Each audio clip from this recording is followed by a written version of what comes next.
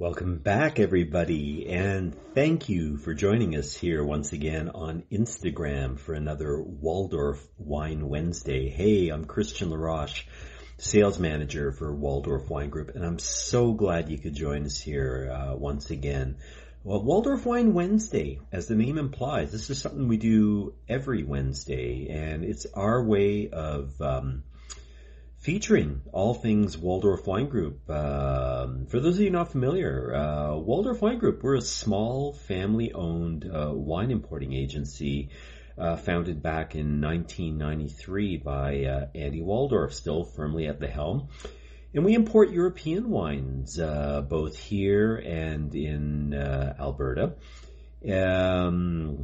Yeah, we have a really eclectic portfolio. We do everything from small family estates like we're doing today, co-op cellars, famous chateaus, old school Rioja, high-end Burgundy domains, Cru Classé Bordeaux, organic Brunello de Montalcino, great estates from all over Germany, and everything in between. We started doing this back in May of 2020. We moved online at the start of the pandemic, and we've been here ever since.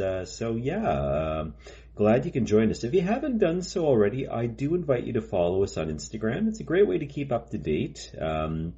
We look at wines that we are currently bringing to market. We look sometimes at samples that we're thinking of bringing into market. We talk about promos that might be going on or any events that we might be happening, just like we had last week. We had a great event here in Vancouver and also in Victoria. We were hosting no less than one, not two, not three, not four, not five, 6 different Bordeaux chateaus were in town. Yeah. We had Chateau Olivier in from Pessac-Léognan pouring red and white wines. We had Chateau Siran in from Margaux. We had Chateau Lagrange, Grand Cru Classé in from Saint-Julien. We had Chateau La Dominique in from Saint-Émilion. We had Chateau Félan-Ségur in from Saint-Estèphe. And we had Chateau Grand Puy-Lacoste in from Pauillac. So a really cool little Bordeaux tour, mini Bordeaux tour. We did an event at Lavantine Rooftop Restaurant at Azur Hotel in Vancouver. And also did a beautiful taste and buy event with Everything Wine out in Langford on Vancouver Island. So very pleased that they could join us. For today, we are going back to the well, one of our absolute favorite family producers from the Mosel region of Germany. Very, very proud to bring these wines in. We bring them in for a number of years now. We get small allocations throughout the year, and we just got in a small reload. Let's flip the camera and show what we're trying today. We are back in the Middle Mosel in Braunberg. Yeah, we're back with Oliver Haag and Company, Weingut Fritz Haag. This is their estate Riesling Trocken from the 2023 vintage, just arrived as a restricted speculative product. So only available at private wine shops and enlightened restaurants here in British Columbia. This is basically, it's kind of a snapshot of what the estate is about. It kind of gives you a really good representative sample of what Oliver Haag and his family are doing in a given vintage. So we do a couple of different versions of this. Sometimes we'll do a fine help version, which is just a wee bit off dry. And what this is well, down to the basics. What this is an old family estate in the Middle Mosel. Tracing its roots to at least 1605. That's probably the earliest recorded. As mentioned before many times, quality Riesling has been grown here for a long, long time. The Romans discovered the Mosel. it's we'll bring it up on the Google Earth map, but it's an ancient seabed, 400 million years old, an old Jurassic seabed, and the secret ingredient in that region is, a couple of things. We have very, very, very steep slopes in the valleys there in the middle Mosel between Koblenz and Trier. So we're looking at steep slope, old vine Riesling, all hand harvested, everything done by hand. But the secret ingredient, of course, in that region is what the seabed yielded, is this blue Devonian slate. Actually, it's interesting, though, because Weingut Fritz Haag is based in the town of Braunberg for the brown soils, of course. So, the coloring moves from that sort of blue-gray to a little bit more brown, but it's a very, very poor quality stone, very brittle, and so the vines have to really, really fight to get their roots down deep in the soil. But we'll pull that up on the Google Earth map in a wee bit, but these are mostly south-facing vineyards, and so they're good because really good drainage. But the other thing, too, is when the sun shines, in the heat of the day, it reflects off of the Mosel river surface and reflects back up into the vineyard. And this is a little bit of a heat sink as well. This will keep the warmth in the vineyards when the sun goes down as well, too. So very poor soils. The vines have to really, really fight to get established there. And, of course, they pick up all of that and transmit it to the grapes as they grow, too. So it really is, this is the terroir that adds so much of that, you think of the Middle Mosel, those light, filigree, very, very racy with that really crunchy Mosel acidity in there. I always call it a liquid sorbet whenever we're drinking good Mosel Riesling. It has that ability to really cleanse our palates when we're drinking it. And that's what it's all about. Like I said, the blue Devonian slate, that's what lends itself. We'll pull it up in a wee bit. I'll show you some shots of that. But the estate has been around for many years. As I said, they trace their history going back to at least 1605. Wilhelm Haag, the father of the current director of the estate, Oliver Haag, born in 1937. He took over for his father when he was only 20 years old back in 1957. And, post-Second World War Germany, lots going on, people trying to get things reestablished. But, the Middle Mosel is not an easy place to grow grapes as well. Very, very, very, very steep slopes, getting up to like an 80-degree pitch. So, a lot of people, as I mentioned, I haven't mentioned, but in post-Second World War Germany, of course, people were pulling up vines, from steep sloped areas, or looking for easier places to grow grapes, and perhaps using not so noble grape varieties as well too, that maybe had better yields and were easier to farm. But Wilhelm Haag, very, very famous for his of course dedication to quality and trying to make the absolute best wines possible, especially in the vineyard, rigorous work in the vineyard.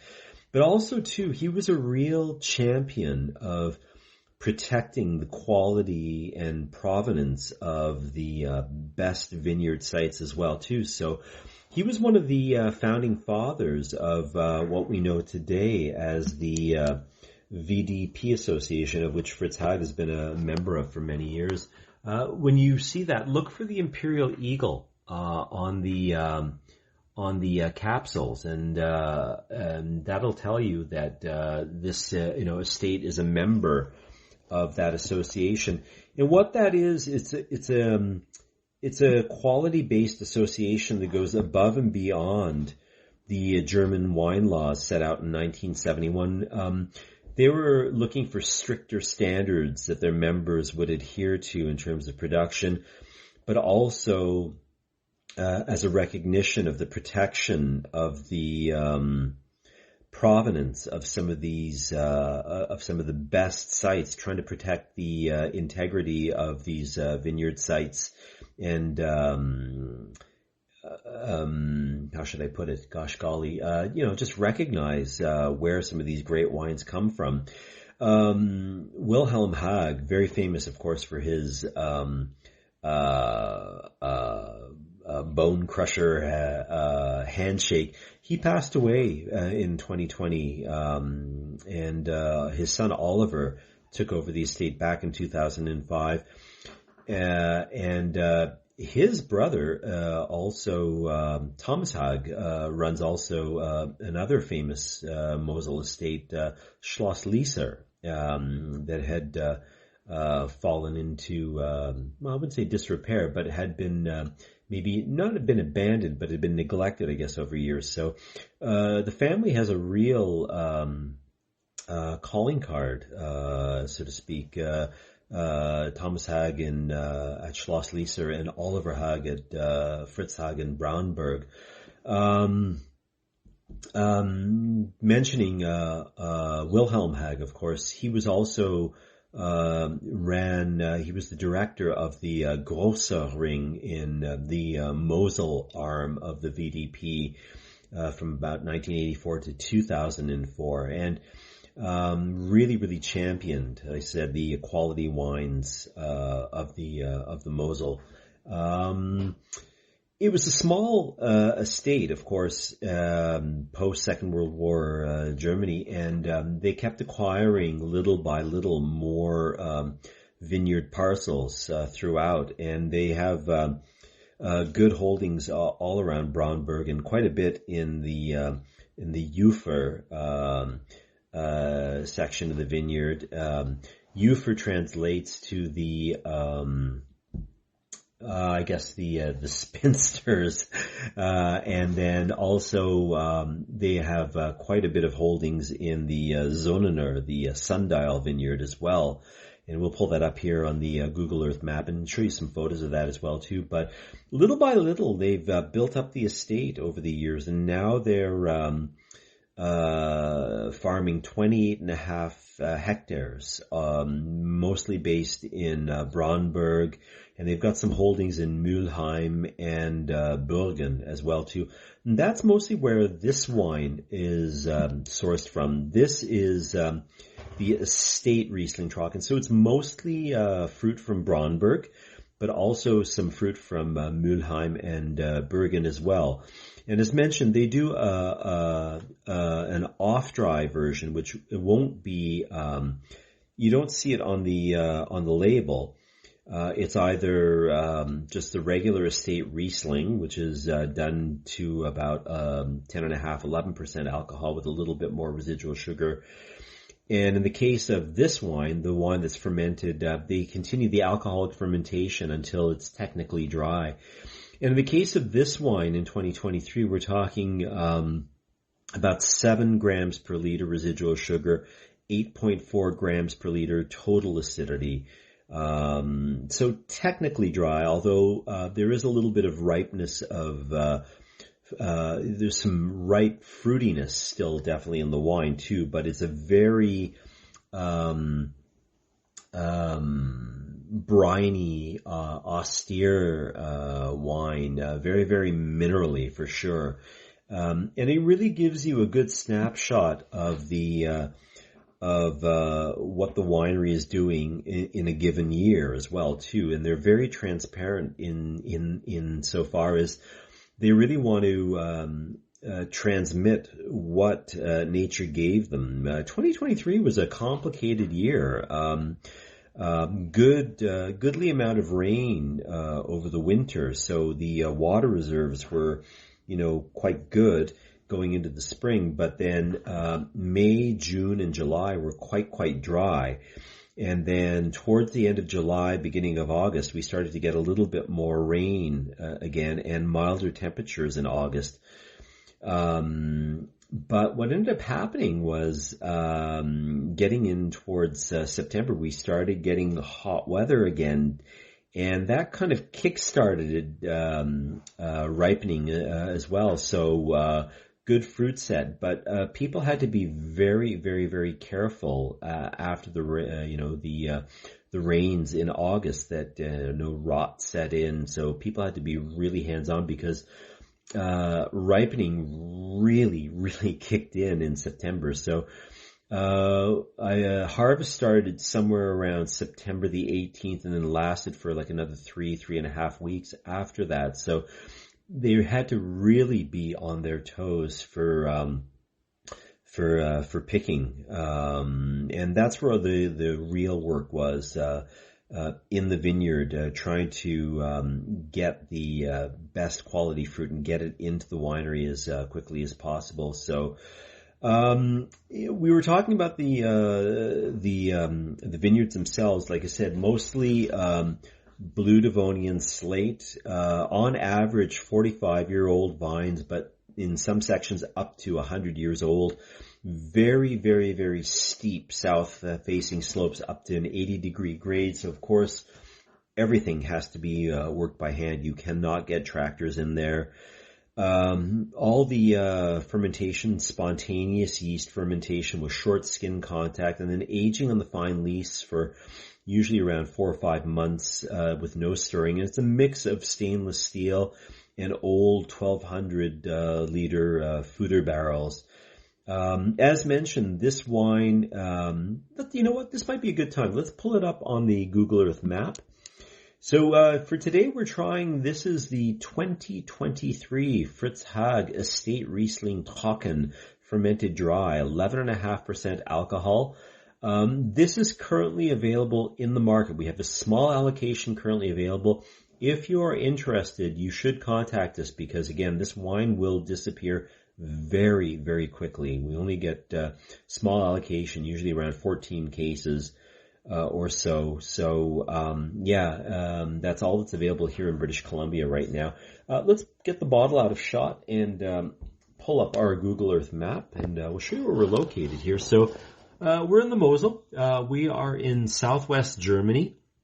The Rhine River flows across sort of the center, and basically we are up in where the Rhine meets here at Koblenz. This is where the Mosel meets up with the Rhine River. So the Mosel is sort of between Koblenz and Trier, down getting onto the border with Luxembourg.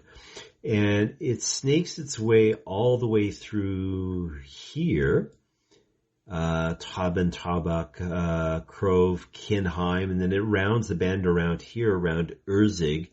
And then there's the big Mosel Bridge. We come in through Zeltingen here, where our good friend Johannes Selbach and Selbach Oster is located. We go past Valen. We come into Grack here, where our good friends Willie Schaefer are located. And then we come around the bend here. This is where Berncastel is. And then as we get past Berncastel, we hit Lisa, where Thomas Haag is doing his thing as Schloss Lisa. And then just a little bit further downstream, we're in Braunberg.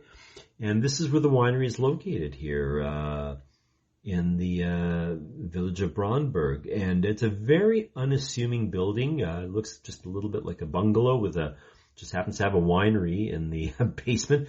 But then just on the other side of the Mosel, this is where we are located. This is the Ufer and the Ufer Sonnenau, the Sundial Vineyard, are located. Let's just pull it up here.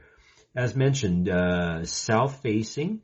Here's the Ufer Sonnenau, the Sundial. And I'm just going to pull it up here, get our shots up here of the winery. There's Oliver Haag and his smiling face. And look at the vineyards behind me. You can get an idea. You definitely cannot work that with a tractor. Here's a shot of the Sundial Vineyard. Yet again, you can see that blue Devonian slate, a little bit more brown, I guess, hence giving its name to the Braunberg. And here's another shot as well, too, looking across the river from the winery across the Ufer and the Zonener. As mentioned, it gets up to a very, very, very steep slope there. Again, has to be all worked by hand. I'm just going to pull the bottle back into shot here, if I may. As mentioned, this is only available as a restricted speculative product. So this wine is not available in BCLDB shops, only private stores and better restaurants. So if you're interested, you can drop me a line, DM me here, or you can shoot me an email at christian@waldorfwine.com, and that's Christian, KHRISTIAN @waldorfwine.com. I can let you know pricing and availability, what we currently have. I think this would be a great time to give the wine a try. I love trying this wine because to me it's a really good kind of barometer of the vintage. Since Oliver Haag took over, I think the style, I don't think it's shifted very much. They've always made a nice selection of very, very pure,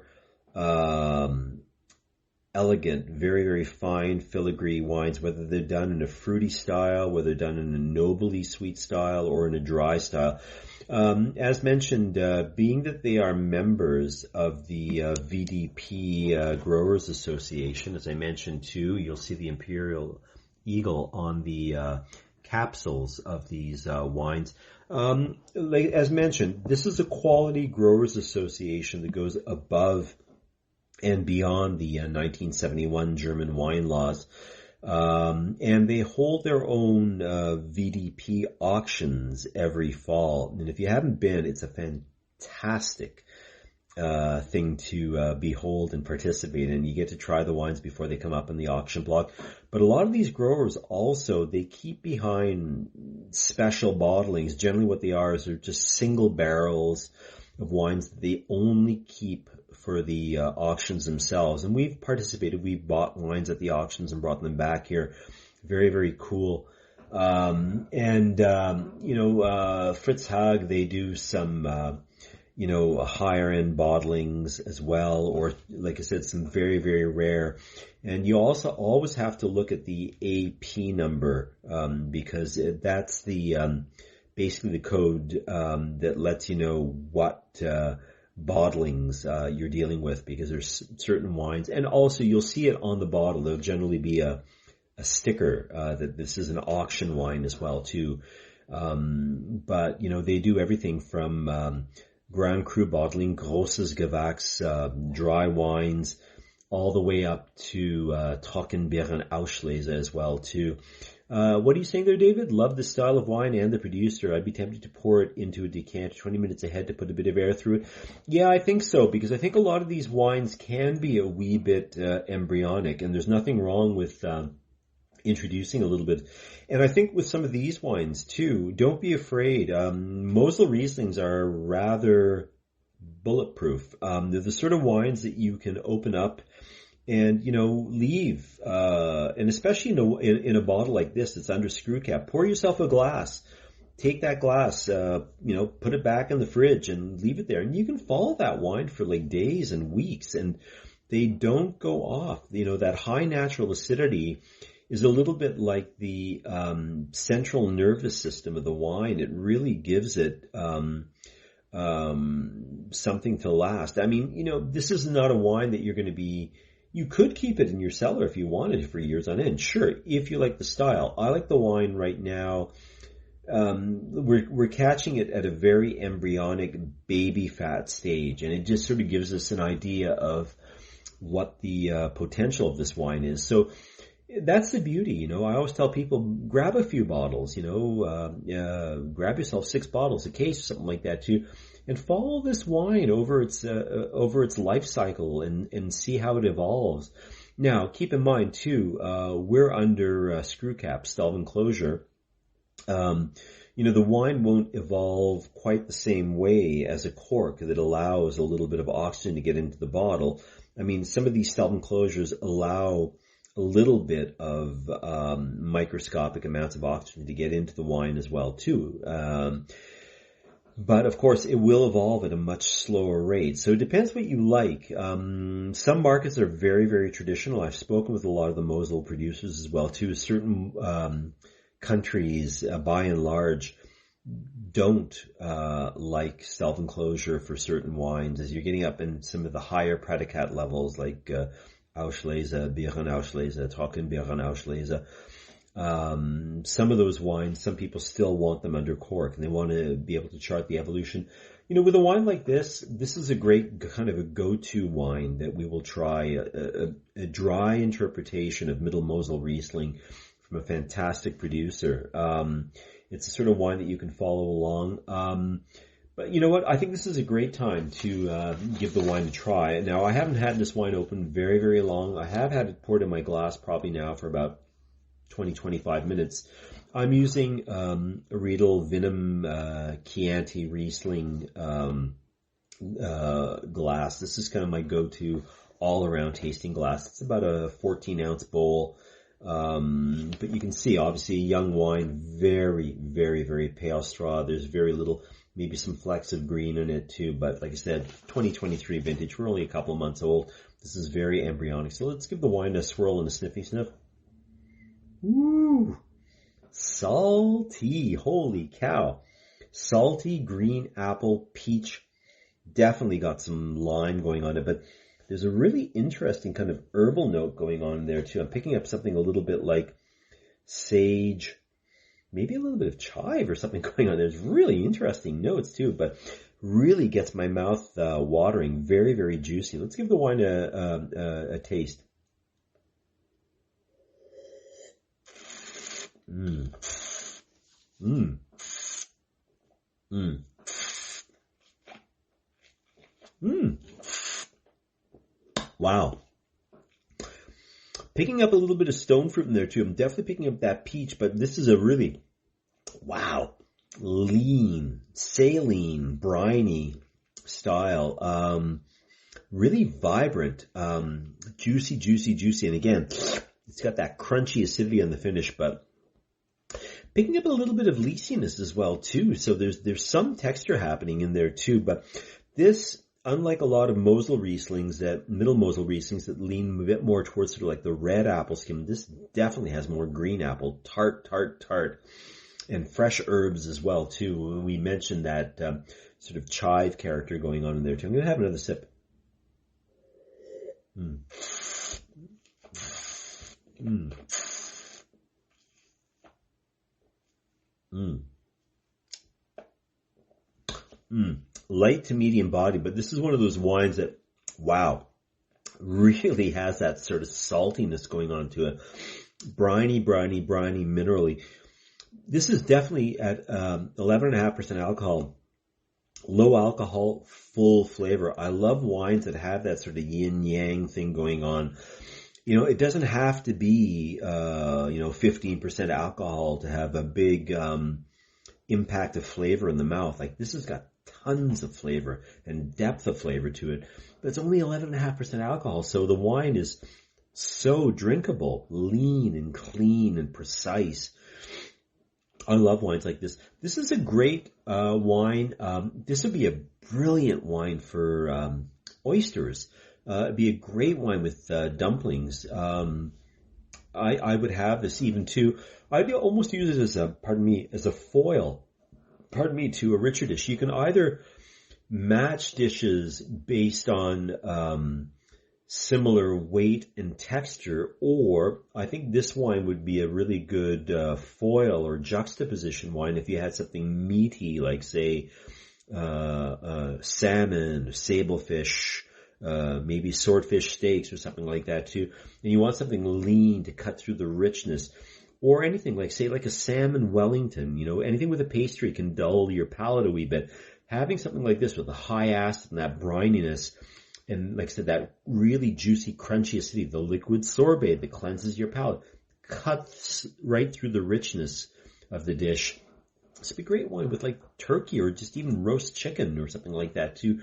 Grilled vegetables, anything like that. Dips, crudité, hummus, charcuterie, maybe a salty cheese like a mimolette or something like that too, or an old Gouda or something like that, or maybe some manchego or something like that too. So we are in the Middle Mosel with Fritz Haag, Oliver Haag and his family. This is the Riesling Trocken, the dry estate Riesling, which is sourced mostly from, well, you know what? Actually, I'm going to do one quick thing here. Let me get the bottle out of shot, and I'm just going to pull it up once again on the Google Earth map because I didn't really show it here. So, Middle Mosel, around the bend from Bernkastel. We are here is Braunberg, the winery located here. We also have a little bit of the fruit. Most of the fruit is from here in Braunberg, round about the Ufer Sonnenauer here across on the north side of the river, but also a little bit here in Mulheim and a little bit further south here in Burgen. So this is a really good snapshot of the winery in a given vintage. So, as mentioned, if you are interested, please do drop me a line. Christian at waldorfwine.com, KHRISTIAN at waldorfwine.com. I'll give you the details of pricing and availability. But we just got in a reload of some German wines recently, some from Zellbach Oster, some of their estate Riesling Dry. We got in a little bit in from our good friends Cornelius Donhoff in the Nahe region as well, too. What else can I tell you? Hopefully we can get our wines in pretty quickly. We just had the some of the port labor situations going on there, so I feel bad for that. I hope we can get some of our wines through. We've got some of our Bordeaux wines about to set to arrive any day now.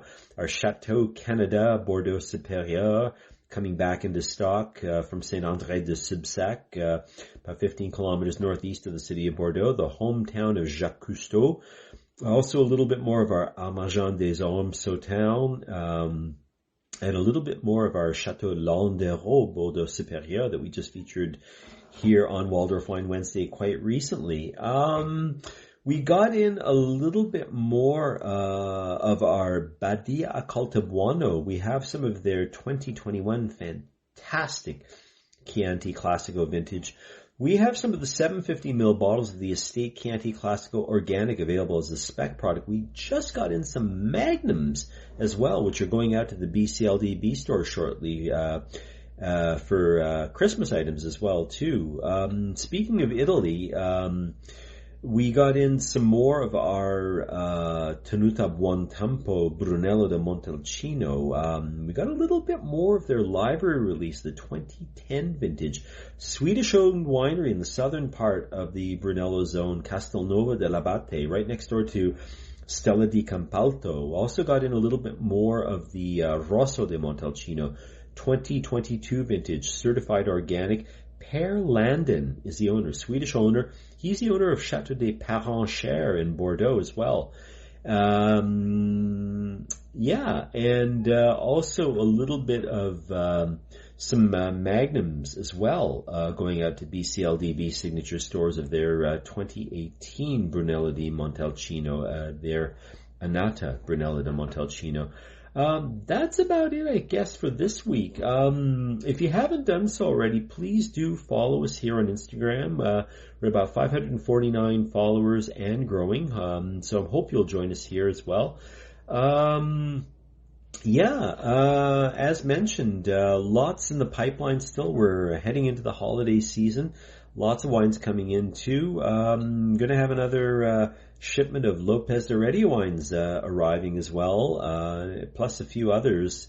So keep your eyes peeled here and do hook up with us here once again on Instagram here for more Waldorf Wine Wednesdays. Hey, I'm Christian. I'm glad you could join us here. And if you haven't done so already, please do follow us here. Keep you up to date. Not sure what we're going to be doing next week, whether we're going to be going back to Spain, maybe some more Bordeaux. We might do another deep dive into something a little bit older, but keep your eyes peeled. Glad you could join us here. Once again, I'm Christian. Glad you could join us here for Waldorf Wine Wednesday. See you again here soon. Take care. Bye for now. Champagne, David, you're killing me. Yeah, I guess it's the holiday season. You know what? Speaking of sparkling, one other thing. Cornucopia and Whistler is on right now too. I almost forgot to mention that too. This Saturday we're participating in all in the Pinot family. Pinot family reunion. Our good friend Paul Watkins is leading a all things Pinot family seminar this coming Saturday, November the 16th. We're going to be contributing some Pinot Gris, Grauburgunder from Selbach in the Mosel. This is a wee bit different. This is Pinot Gris, but it's a little bit further southwest of Trier, down near Nithel, almost on the border with Luxembourg. This is part of the Lorraine Basin. This is not Blue Devonian Mosel slate. This is limestone. This is part of the Lorraine Basin, so very different from BC Pinot Gris. So check it out. If you're up in Cornucopia, check out the Selbach Riesling. The other thing too, David, you're mentioning sparkling. We might feature a little bit of our traditional method sparkler. This is Crémant de Loire Brut. This is secondary fermentation in bottle. Chenin Blanc. Yeah, from Loire Valley. Chenin Blanc is so cool. It's a chameleon grape. You can do anything with it.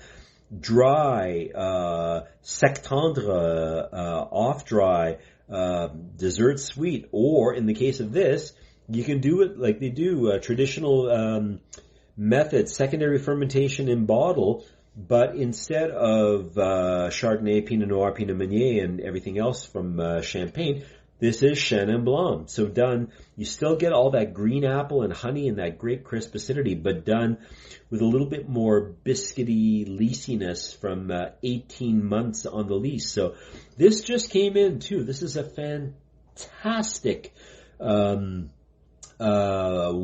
for your holiday needs. It's different from Cava. It's different from Prosecco. And it's about half the price of non-vintage champagne. So check it out. It's very different. Maybe we might do this next week. So you never know. It might be timely for the holidays coming in. So yeah, kind of cool. A wee bit different.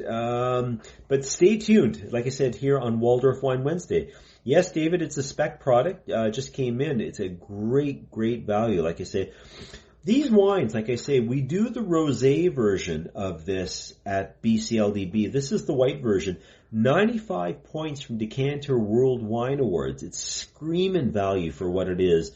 Okay, so there's a dollop of Chardonnay in here, but who's counting? This is mostly, like I said, it's about 95% or maybe even 98% Chenin Blanc with just a little kicker of Chardonnay in there as well too. But yeah, screaming good value. Like I said, at half the price of most non-vintage champagnes. Yeah, what's not to like? It's a spec product, but you know what? The listed product, the rosé version of this, is like $28.49. That's the high water mark. This is from the Cave de Saumur in the Loire Valley, the co-op cellar, the growers cooperative cellar. 7 different growers co-ops that joined forces back at the turn of the millennium. They do fantastic price quality wines. So you know what? All right, David, you called it. We're going to feature this next week and get ready for the holiday season. But fantastic bang for the buck. And this is what it's all about. You got your holiday parties coming. You've got your brunches. You've got it like when in-laws drop in or neighbors drop in. You want something good, nice, different that doesn't cost the earth. Crémant de Loire, traditional method brut. That's what you want. So yeah, okay, you called it, David. We're doing it next week. Thanks for that. Hey, I'm Christian. Thanks for joining us here, and we'll catch you next week. Take care. Bye for now.